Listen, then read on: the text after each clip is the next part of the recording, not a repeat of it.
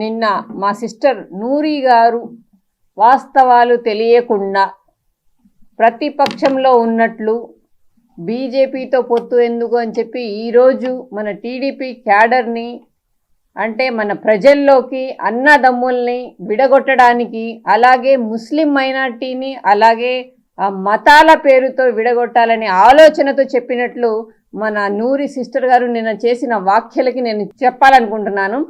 మనకి నల్ల చట్టాలు మొత్తాన్ని కూడా ఇప్పుడు అధికారంలో ఉన్న వైఎస్ఆర్సీపీ జగన్మోహన్ రెడ్డి గారు గంప గుర్తుగా ఎలాగా మద్దతు తెలిపారు. నేను ఒక విషయం చెప్పదలుచుకున్నాను. ఏదో సామెత చెప్పినట్లు మనం ఒక పంచాయతీలో ఒక మీటింగ్ పెట్టినప్పుడు ఆ ప్రెసిడెంట్ గారు అంటారు, ఎవ్వరు కూడా ఉల్లిపాయ తినమాకండి అని చెప్తాడంట. ఇంటికి వెళ్ళిన తర్వాత కూర ఏంటి ఇలా ఉంది అని చెప్పి తన భార్యను అడిగితే మీరు ఉల్లిపాయ వేసి వండొద్దు అన్నారు కదా అని చెప్పి అన్నట్టుంది.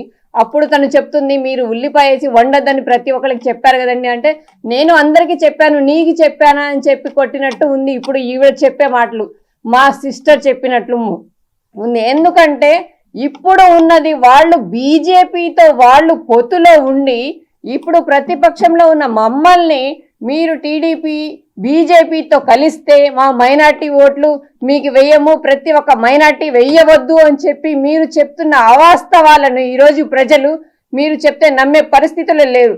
ఎందుకంటే ఆనాడు 5% రావాల్సిన రిజర్వేషన్ని 4%కే రాజశేఖర రెడ్డి గారు ఇచ్చారు. ఇప్పుడు మీరు అమిత్ షా గారు వచ్చిన తర్వాత తీసేస్తారని చెప్పి ప్రజల్లో ఏ విధంగా మీరు అవాస్తవాలు ప్రలోభించాలని చూస్తున్నారు. మిమ్మల్ని నేను సూటిగా ప్రశ్నిస్తున్నాను. ఈ 5 సంవత్సరాల్లో మీరు ఎక్కడున్నారు నూరి గారు? అబ్దుల్ సలాం కుటుంబాన్ని వేధించి వాళ్ళు ఆత్మహత్య చేసుకున్నప్పుడు మీరు ఎక్కడున్నారు? అలాగే శాసన మండలి సభ్యులు షరీఫ్ గారు మీరు సాయిబుకే పుట్టారా అని చెప్పి ప్రశ్నించినప్పుడు మీరెక్కడ ఉన్నారు? అలాగే మిస్బా మా చదువుల తల్లి వైసీపీ లీడర్ కూతురు కన్నా బాగా చదువుతుందని చెప్పి వేధింపులు గురి చేస్తే తను ఆత్మహత్య చేసుకున్నప్పుడు మీరెక్కడ ఉన్నారు? హుస్సేన్ బాషుని వేధించి రేషన్ అక్రమాలని పట్టించారని చెప్పి వేధించి చంపినప్పుడు మీరెక్కడున్నారు? ఇలాగా ఎన్నో హత్యలు 50కి పైన హత్యలు చేసినప్పుడు మీరెక్కడున్నారు? అలాగే వేధింపులు గురి చేసినప్పుడు మీరెక్కడున్నారు? ఈ రోజు వచ్చి మీరు మతాలను రెచ్చగొట్టే విధంగా మాట్లాడటం మేము ఎక్కడో కూడా సహించే పరిస్థితులు లేదు. మా సిస్టర్ చాలా చదువుకున్నవారు, చాలా జ్ఞానం ఉన్నవారు.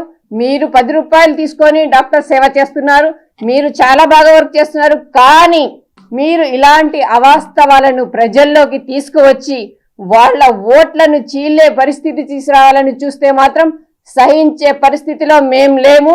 అలాగే వైసీపీ అంతానికి మైనార్టీ పంతం ఎప్పుడుగా రెడీగా ఉందని తెలియజేస్తూ ఇలాంటి అవాస్తవాలని మీరు ఎప్పుడు కూడా ప్రజల్లో తీసుకొస్తే ఊరుకునే ప్రసక్తే లేదని తెలియజేస్తూ వైసీపీ అంతం మైనార్టీ పంతం